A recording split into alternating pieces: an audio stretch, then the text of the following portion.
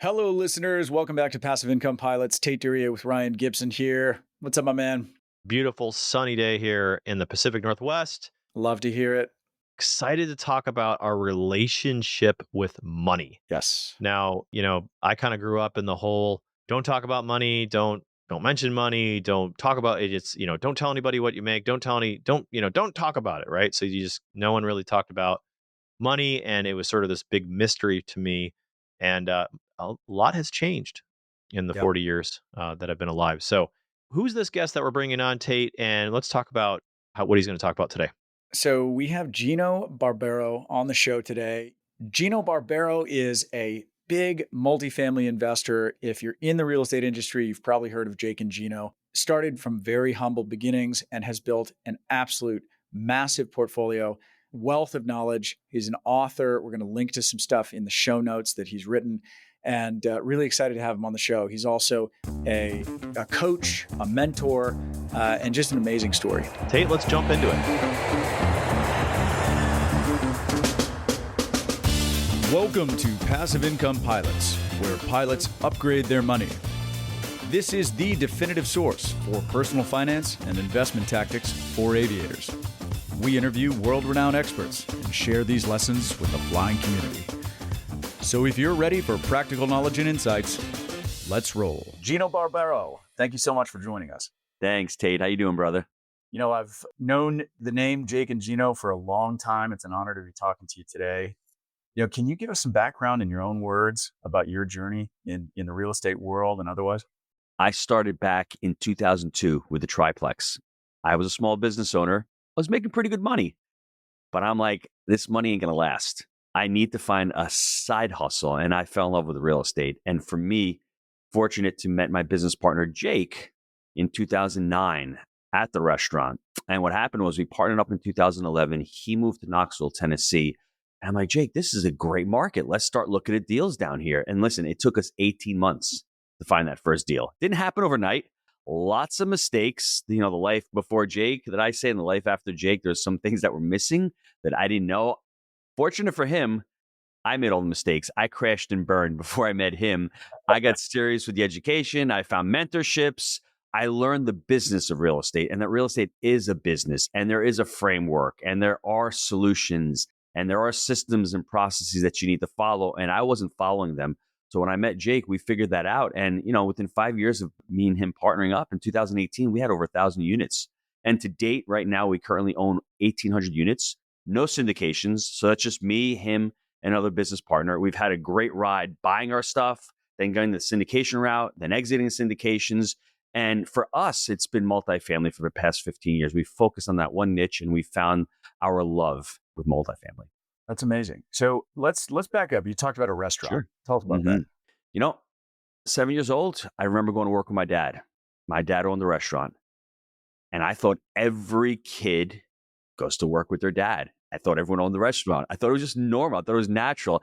And for me, I fell in love not only just working with him, but I fell in love with who he was. And if you're listening to this right now, I would challenge you all to take a step back and to think about your childhood for two reasons. Number one, figure out what your values are if you don't know them. And you may know them. I may be repeating something that you know. But for most of us, we make decisions based on our feelings, or at least we think it's our feelings, when in reality, we're making them based on our values. And they're typically, subconscious or unconscious. And I realized this a few years ago. We call it values-based decision making. At that age, I understood that my father was impressing upon me hard work, responsibility, small business family. That's why I got into the restaurant business. Really wanting to be good at something, really wanting to have that business mindset, being an entrepreneur. That all fostered at a young age, and that just carried up into my adulthood. And I was like, wow, it was a revelation to me. And when I wrote the book, I wrote a book, Happy Money, Happy Family, Happy Legacy. Let me bring it full circle with money as well. Because at that age, you start hearing things about money and you start listening to people. And all of a sudden, it takes money to make money. Save for a rainy day. Go to college, get a good job. And more importantly, what are the things that you aren't hearing about money? which is really important, really powerful? Are you a person who, grew up in a family where money was avoided? Money wasn't even talked about. As you get older, all of these things start affecting you. So your values, the way you look at money. And then the reason why I'm bringing this up is it's because we're going to talk about investing. And some people love the idea of investing, and some people are so fearful of it, they don't know where to start. It's because they were never taught. And I think the patterns that they've been learned, have been taught at a young age, have carried into adulthood, and they're so subconscious, they're just repeatable. It just becomes automatic that they don't even think about it. So for me, that restaurant was great. I learned a lot of things. I loved it until I didn't love it. 2007 comes and my father passes away, and I have to step back, Tate, and I have to say, do I love this? Is this my dream, or was this my father's dream? And a bit of me had to have that self-realization that this was my dad's dream, and I don't love this anymore. Now, what can I do? And when you have a midlife crisis, there's one of two things you do. You continue to complain, or you say, what can I do? How can I get better? I read the book T. Harv Eker's Secrets of the Millionaire Mind. That changed my life completely, because all of a sudden I reverted back to my values. It wasn't anyone else's fault but my own. All of the actions that I took in my life were all compounded and were all realized that day. Everything I had done led up to that point. There's no one else to blame but myself. And once I understood that and I accepted responsibility, that's where I realized I want to do multifamily. I want to create additional streams of revenue. How do I do that? Went out, I sought mentorship. Took about 18 months myself to learn the business. And then lo and behold, I got lucky in the form of Jake Stenziano. Now, was it luck or was it being prepared? Because Jake could have come into my life, and if I wasn't prepared, I wouldn't have been able to act. So having that clarity, having that understanding of the relationship that someone has with money, which is really personal, challenging those limiting beliefs, because if they're holding you back or they're not serving you, you can change them, and understanding what your values are. Because all you hear nowadays is scale, grow, passive income. But if that's not what you want, you don't have to abide by what everyone else is saying. I don't want to retire. I love passive income, but I want to continue to work. So those are my values. So just understand the values and the passive income, and also that relationship that you have with money. Let's jump into why real estate. Mm. We talk quite a bit about real estate on this show, but we're fairly agnostic because we try to share with the audience, the entire range of the financial picture. But Ryan and I are huge real estate proponents. What drew you to real estate? Why real estate? Of all the things out there, of all the businesses that you could have started, of all the things that you could have invested in, yeah, I'd love to hear your take on that. How much time do you got? Because this could be an hour. But the reality for me was, once again, my family, my mom, my dad, they owned real estate. Actually, the restaurant that I had downstairs was the restaurant, about 2,500 square feet. My mom had 3 apartments upstairs. So when it was snowing in New York and the restaurant wasn't making money, guess what? Mom was getting paid.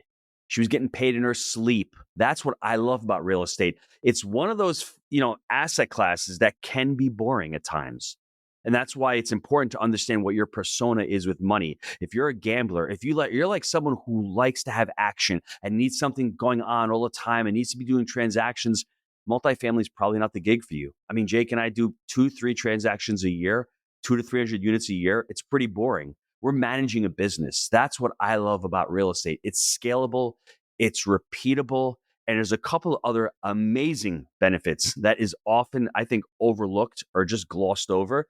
When you compare a stock with real estate and you're making 10% on your money on stocks and you're making 10% on a real estate investment, the real estate investment is far superior because of cost segregation, of accelerated depreciation. You're taking a depreciation expense on that return, so you're paying less in taxes.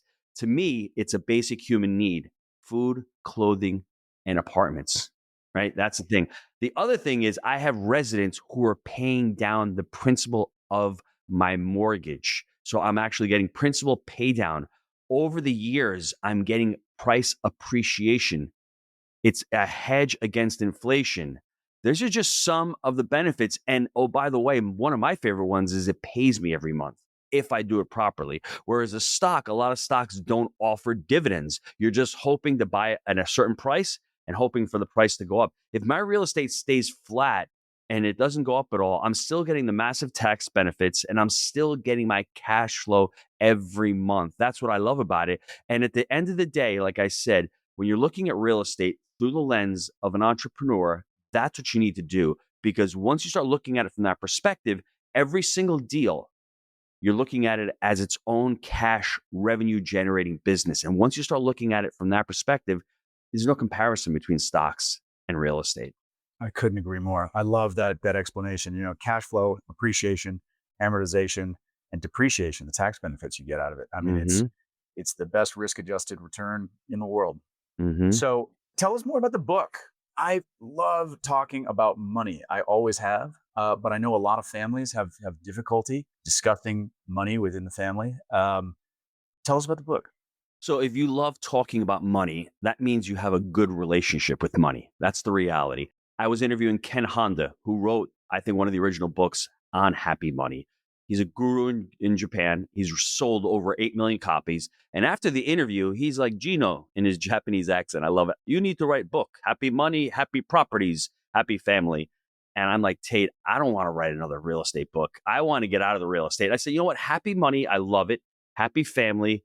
And I think happy legacy. Because I think if you can combine all three, I mean, think about it, how amazing that is. Happy money, it's not the idea that money makes you happy. I think by generating money and understanding what money is a tool. Money is a result. The better you are at something, the more money you can make. I've got news for you. That's the reality of what it is. And if you don't have a great relationship with money, right now you're saying to yourself, Gino, you're an idiot. That's not what it is. But that's what I've learned because I was at that rat race. I was working the 9 to 7. I was every week hoping for more money. Once I became financially free and I was able to pay my bills with real estate, all of a sudden opportunities abounded. I seemed happier, not because of the more money that I was making, but the autonomy that the money gave me, the better, I guess, optionality that I had. You can go to the Super Bowl, hang out with your friends in a weekend at Tahoe. I couldn't do that when I was at the restaurant. I had to work. I was stuck there on the weekends.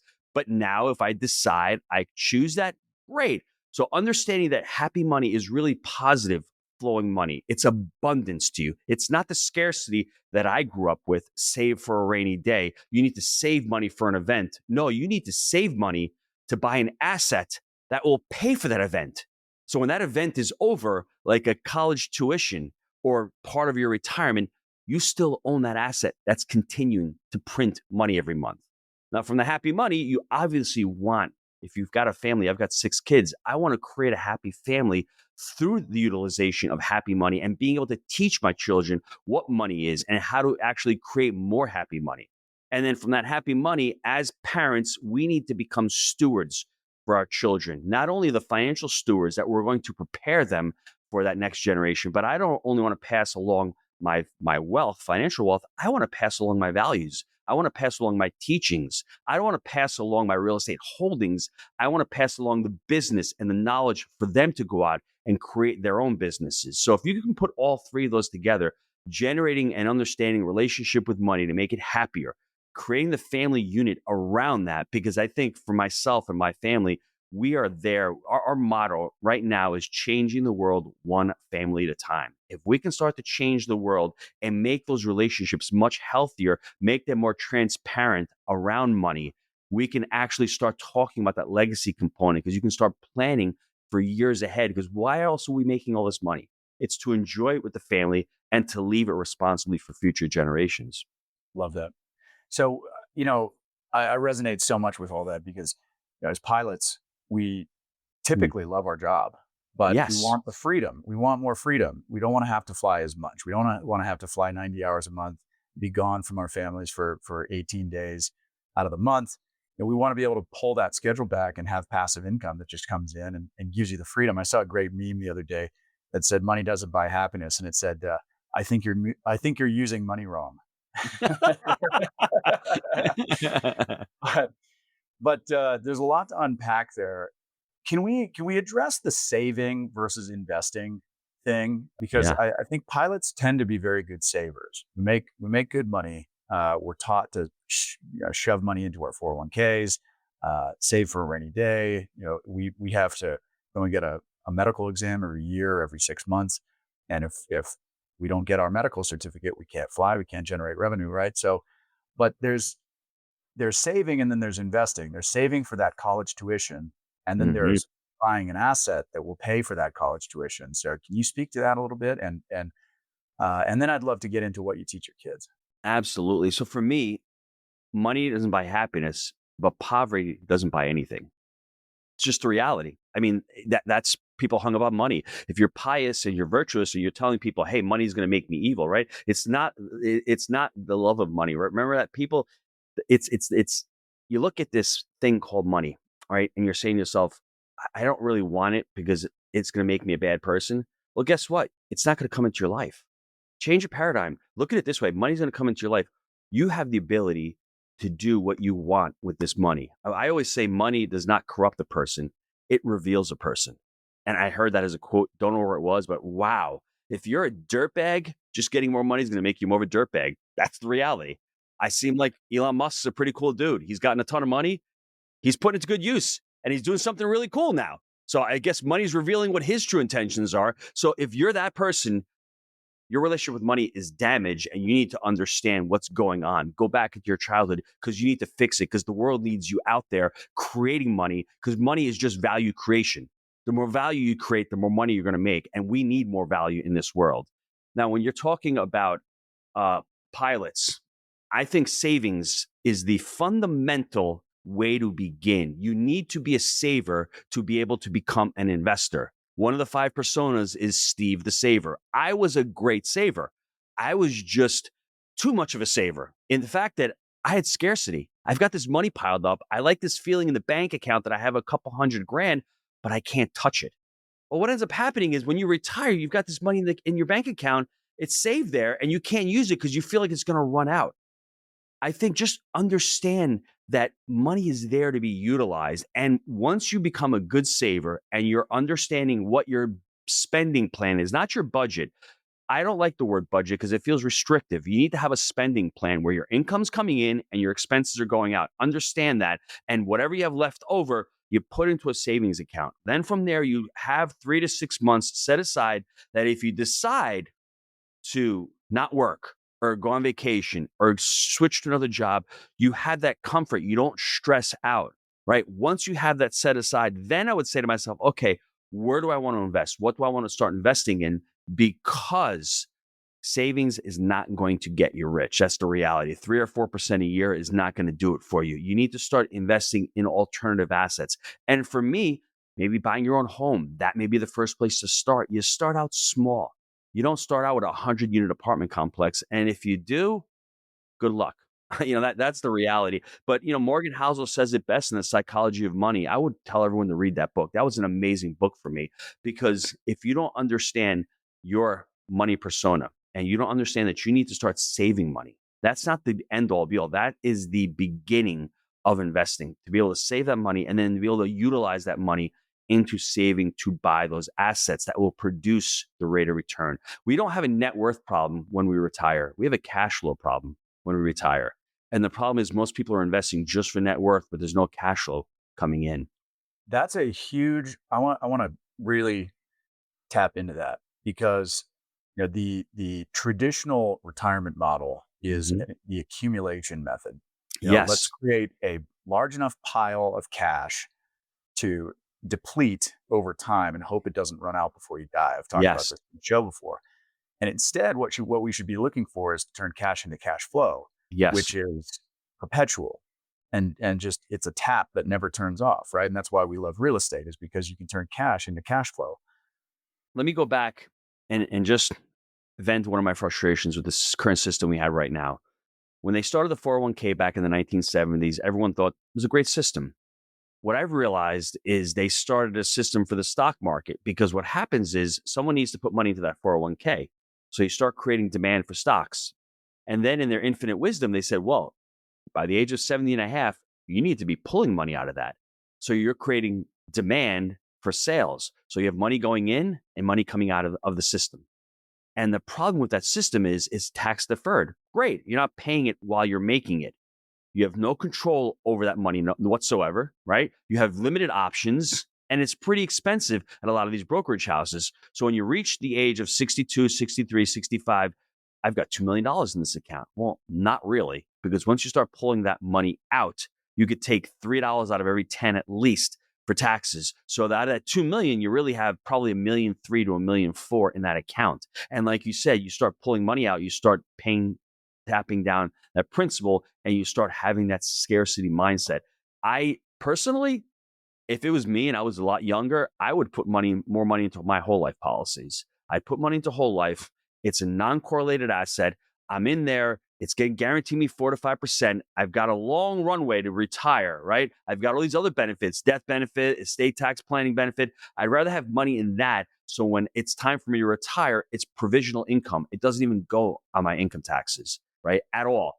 Yeah, let's dive in more to that, because we've done a couple of episodes on whole life, and I love that you're talking about this. I have a policy. I think it's an amazing vehicle if you know how to use it. So break Absolutely. this down. If nobody's ever heard of it before, because it's hard to understand if you're just coming up to speed on them. Break this down for someone in like we're 5 years old. I've interviewed dozens of 8-figure net worth individuals, 9-figure net worth individuals. Every single one of them has whole life as part of their financial plan. And I think even people who have 7-figure net worths, they should all have them. I'm not sure if someone who's making 30 grand a year should start out a whole life policy. I don't know that for a fact, but all I know is that I started one when I was 31 years old. I still have the policy today. It was only $5,000 a year. Now, everyone's telling you to buy term and invest the difference. That never happens. You buy term and you go buy a TV, or you go piss that money away. That's the reality. Whole life insurance is amazing. If you're buying it from a mutual life insurance company, not an IUL, not variable life, permanent whole life insurance, it is one of the most, I think, best ways for a real estate investor to be able to save money and to be able to get different and other benefits. You have this policy, it generates cash value, and there's a death benefit component to it as well. So you continue to fund this policy year after year. You put in money. Let's say you have a $500,000, death benefit, and you have $30,000 or $40,000 in cash value. You can take that cash value. You're borrowing money from the policy, from the insurance company, and your money in the cash value is used as collateral. So if you don't ever decide to pay them back, they've got your cash value. You're borrowing that money out at a certain rate of return. That's how insurance companies make money. They charge you 4%. But you may be saying, well, I'm paying interest on my own money, but hold on. Your money here is still earning uninterrupted. So if you had that money in a 401k, you can't touch it. You really can't borrow it. It's there till you're 65. Whereas the whole life policy, I'm able to use it today. Right. And you can borrow up to 50,000 from your 401k, but it comes off temperature, right? You have Yes. to liquidate the assets, move the money Yes. out of the account. It's not growing in that account anymore, although you Yes. do pay yourself back the interest. And we have an episode on that. You can go back to it. But in the whole life policy, it's literally working in two places at the same time. And talk about the benefits as well. As it's protected from creditors in a lot of states. If you get sued, it's protected from creditors. If you're a Canadian trucker and your bank account gets frozen, it's not there. It's out of the system. It's tier 1 capital. It is the safest capital. If you go look at bank balance sheets, if you go look at a lot of stock companies, their balance sheets are filled with corporate-owned life insurance and bank-owned life insurance because it's tier 1 capital. You've got a death benefit component to it. So the estate planning is super powerful. It's not correlated to the stock market. So you don't have to worry about, oh, I'm going to retire next year. I hope the market doesn't crash. The money's there. And what I love to call it, think of it this way. We call it the dual asset strategy. It's a term that we came up with years ago.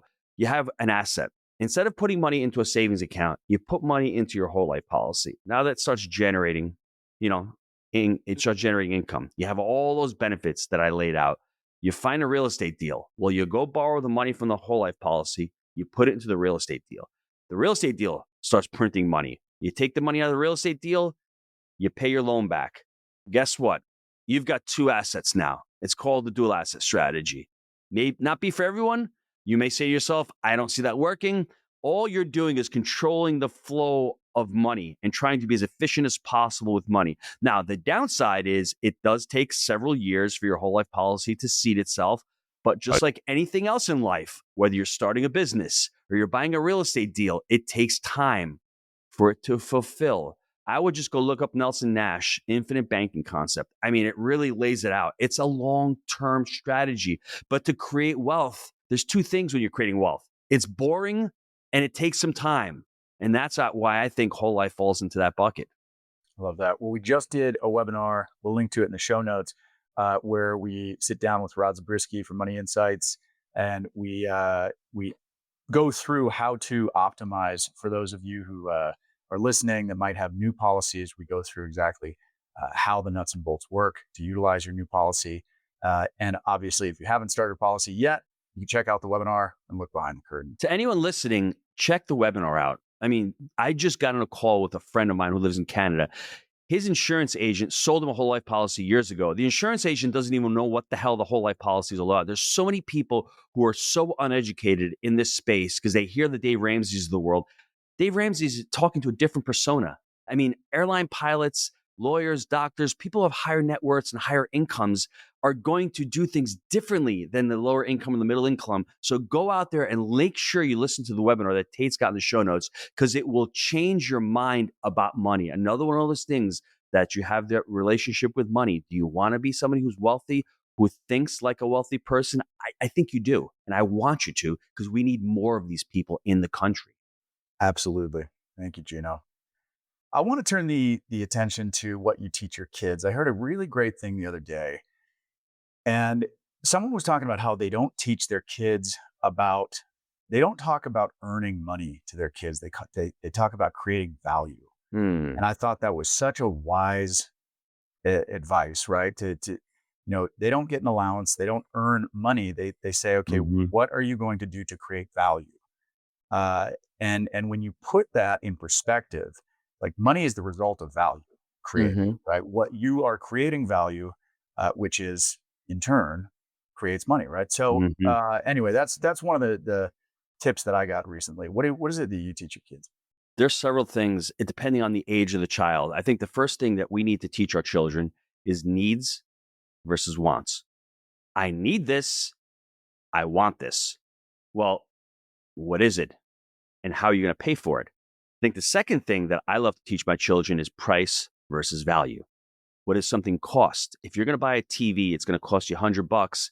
And Veronica, you're making $10 an hour. That TV is going to cost you 10 hours of your time. Is it worth it? It may not be. But I'm trying to empower my children as they become adults to make decisions upon their own. I don't want to teach my kids, and I don't want to tell my kids at every step of the way what to do. I'm trying to empower them and trying to teach them the basic rules of money. So understanding price versus value. Another thing that I love to teach the kids is delayed gratification. If you can hold off today and wait until you have the money, or wait until you're really prepared for it, I mean, everything changes in life. When my son was 16 years old, he wanted to buy an amplifier. I'm like, Mike, you've got 2 amps. How much is this one going to cost you? Dad, it's $1,500. I said, do you need it? Well, no, I really want it. He wore me down for 3 months. Finally, I said, Mike, I've got a real estate deal. Would you like to invest in that deal? Because I don't want you to put your 20% of your net worth into an amplifier that you don't need. And reluctantly, he said, you know what, Dad? Okay. Sometimes you got to be the adult. Sometimes you really need to say no. Told him no. He invested his $5,000 into our real estate deal. 6 years later, and this is no joke, his net worth is 7 figures.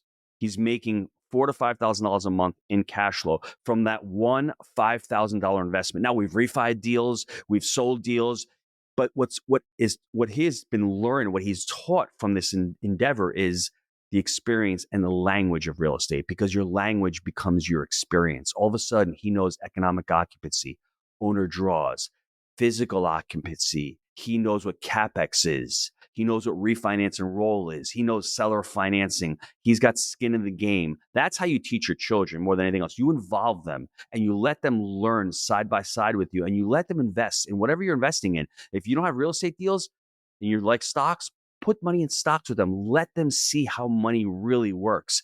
And what that allowed him to do is all of a sudden he's like, well, I've got some money in the bank.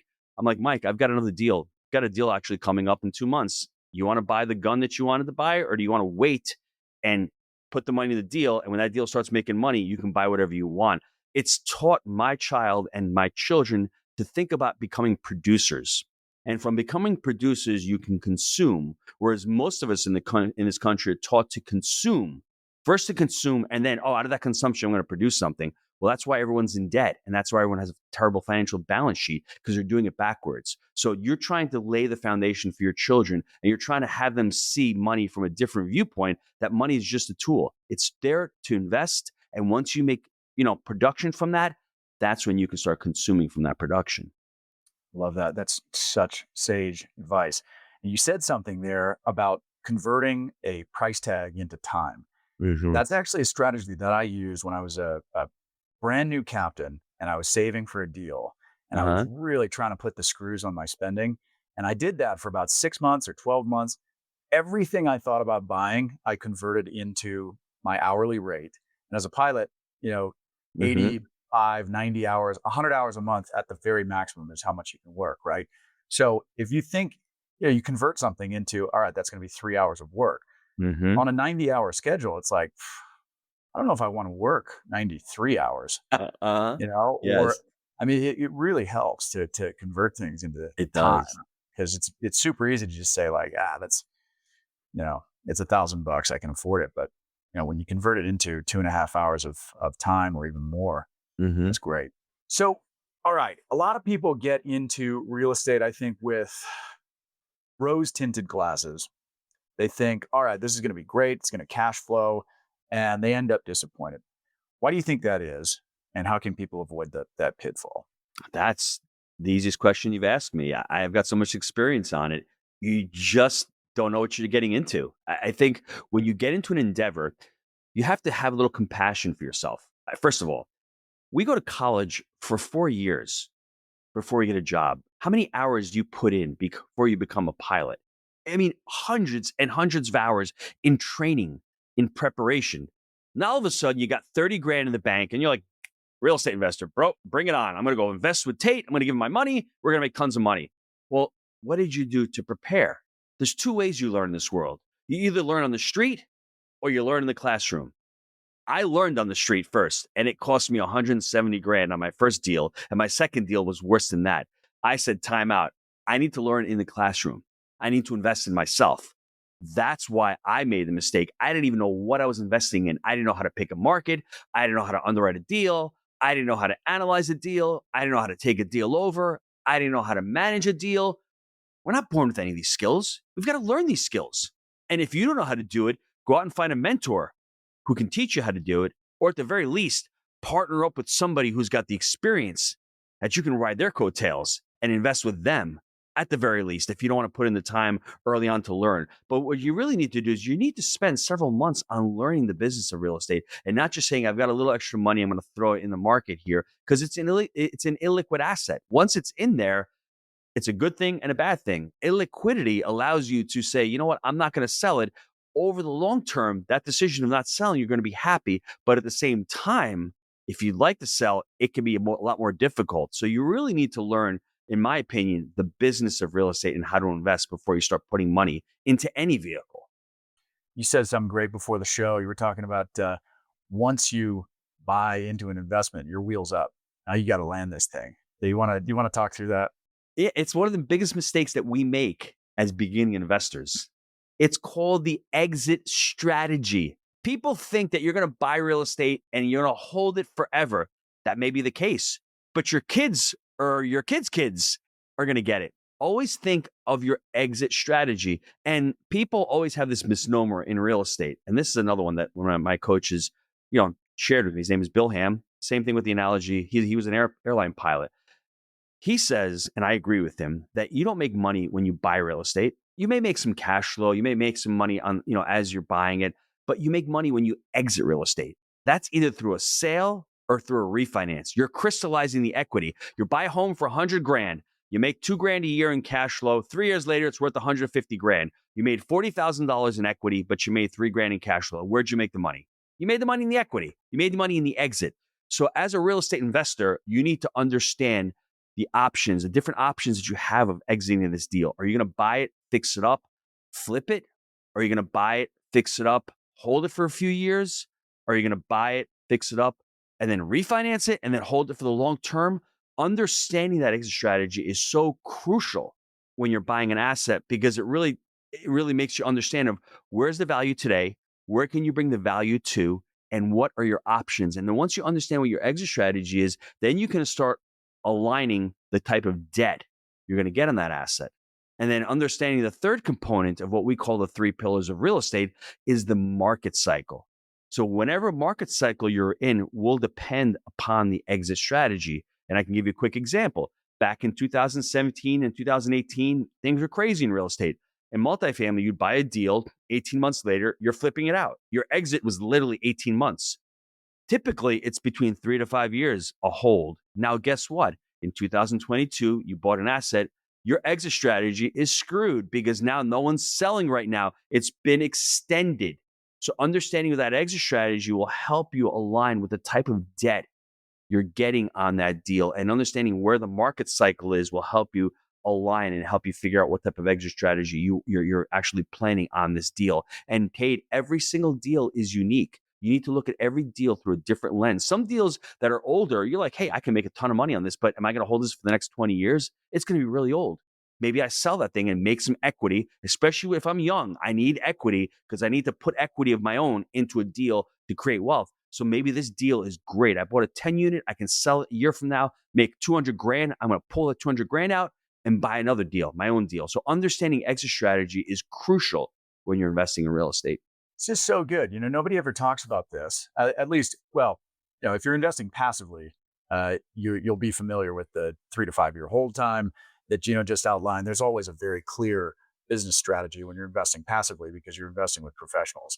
But a lot But of people, Tait, let me yeah, ask you a question. This is important for anybody that's investing passively. You need to ask the sponsor what their exit strategy is. What does it look like? What's their contingency plan? You're flying through a storm. Where are you going? You going through the clouds? You ascending or you descending? That's important. And also, when you're investing passively, maybe you have $300,000 or $400,000, and you're seeing your deals at 3 to 5 years. Maybe you invest $100,000 this year, $100,000 next year, and $100,000 a year later. We call it the conveyor belt of investing, where you don't have these liquidity events and all of this, capital appreciation and all these tax consequences in 1 year. So talk to your advisor about that. But that may be a sane strategy, whereas you're not putting everything in 1 year and then everything comes due in 3 or 5 years, where they're selling out and you're actually making capital gains. Understanding everyone's exit strategy is important for you as well, because some of your deals, you may want them to hold long term. You may like the sponsor and may say, hey, this deal is purely cash flow. I want this deal to go on in perpetuity. I'd love this thing to go on perpetuity. But if you've got a deal where they're doing a development deal and hey, listen, 3 to 5 years, this thing's built, 20 IRR, I'm out after 3 years, that's a different kind of exit strategy. Figure out the asset classes and figure out what you're trying to accomplish. That's the important thing. What is your exit strategy as a passive investor? you mentioned the market cycle. Can you talk to where we are in the real estate market cycle right now? Give people some context. I've been saying for the last 2 years that we've been in a recession. And, I've been saying that inflation's been here since it was transitory. I have a lot of confidence in what's going on in the market right now and what's going on in the economy right now and what's going on with Doge. Because if they can literally cut $1 trillion of spending, which I think they can, inflation goes away. All of a sudden, you have that reckless spending gone. That money goes back into the private sector. If we can take inflation under control, all of a sudden we can drop interest rates. What people need to understand is market cycle in real estate, I think, is tied to interest rates. So as interest rates are really low, there's a lot of euphoria. There's a lot of deals going on. There's no really low inflation. But as the market heats up, you have to raise interest rates. And as interest rates go up, all of a sudden, real estate gets more expensive. Things slow down.